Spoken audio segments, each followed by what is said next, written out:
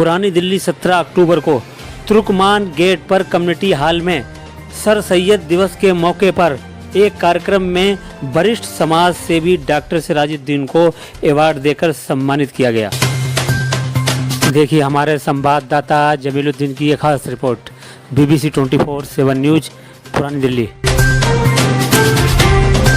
आज के इस प्रोग्राम के आयोजक सफी अहमद बेटी साहब और उनकी टीम,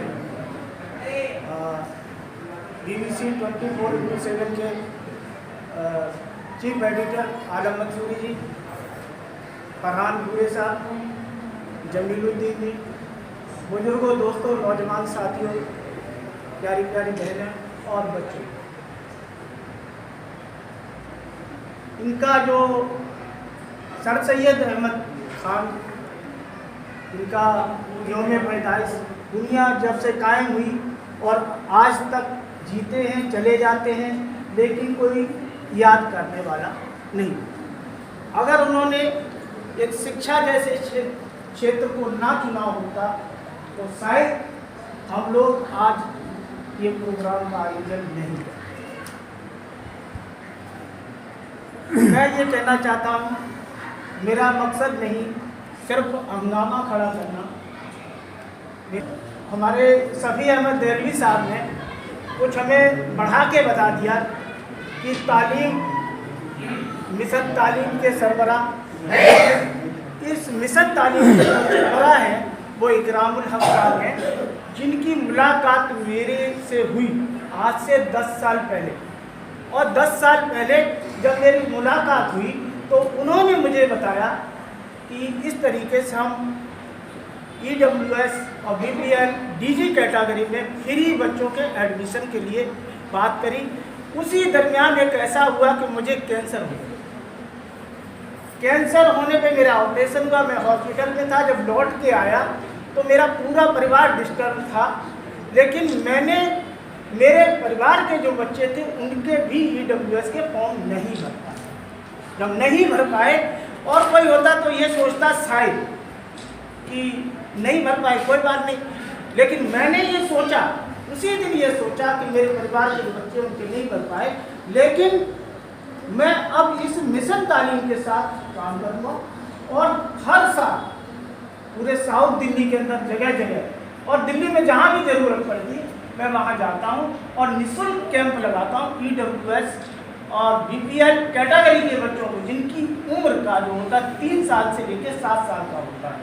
तो हजारों बच्चे जो जानते ही नहीं थे कि फ्री एजुकेशन प्राइवेट स्कूलों में भी बच्चों को प्राइवेट स्कूलों में पढ़ाया जा सकता है।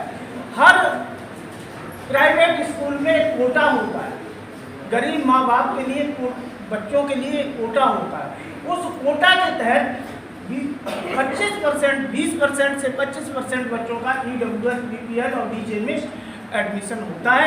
वो प्राइवेट में जब वो ड्रॉ में नंबर आ जाता है तो वो प्राइवेट स्कूल में पढ़ता है, उस बच्चे पर न फीस लगती है और ना ही उस जूते, कॉपी, किताबें, ड्रेस सारा कुछ दिया जाता है।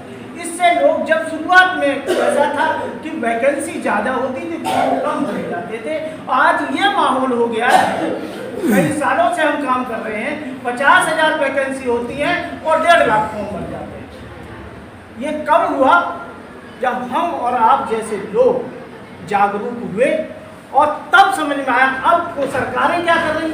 सरकार ये करना चाहती है कि हम नाम तो कमा लें कि हमने ये योजना बना दी, लेकिन वो ये नहीं कर पा रहे हैं कि कभी उसका टाइम शॉर्ट कर देते। पहले 3 महीने का टाइम होता था, अब 15 दिन का टाइम देते। वो सिर्फ वोट की राजनीति।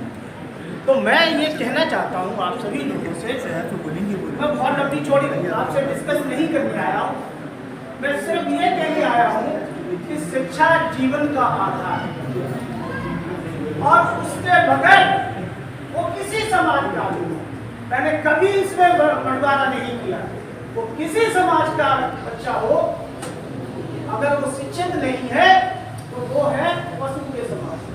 वक्त हमारे साथ मौजूद हैं वरिष्ठ समाज सेवी डॉक्टर सिराजुद्दीन। चलो इनसे ही पूछते हैं। मैं डॉक्टर सिराजुद्दीन पिछले जो है करीब 8-9 साल से EWS BPL और DG कैटेगरी में दिल्ली के अंदर मिशन तालीम के साथ मिलकर के फ्री दाखिला कैंप लगा करके प्राइवेट स्कूलों में बच्चों के एडमिशन कराता रहा हूँ। कल जो सर सैयद साहब दिवस मनाया गया था उसमें आपको सम्मानित किया गया, एक चिन्ह देकर के सम्मानित किया गया, तो कैसा महसूस कर रहे हैं? अवार्ड दिया गया आपको, तो कैसा महसूस कर रहे हैं, क्या कहेंगे? देखिए, जब कोई आदमी काम करता है और उसके बाद उसको सम्मानित किया जाता है तो मैं तो यही कहूँगा कि वो हमारे पास शब्द नहीं जो जिन शब्दों से हम बयान कर सकें कि कैसा लगा। और क्या संदेश रहेगा शिक्षा को लेकर के? शिक्षा को लेकर के मेरा आज से नहीं, हमेशा से, जब से हमने काम किया तब से कहा है कि शिक्षा जीवन का आधार है और शिक्षा के बगैर कोई भी इंसान जो है वो पशु के समान है। तो मेरा एक संदेश है, मेरी एक अपील है सभी से, पूरे भारत के लोगों से अपील है कि आप अपने बच्चों को भूखा रह कर के भी शिक्षित बनाएं और उच्च शिक्षा दिलाएं ताकि वो हर क्षेत्र में विकास कर सकें। तो क्या इसी तरह से आपका मिशन जारी रहेगा?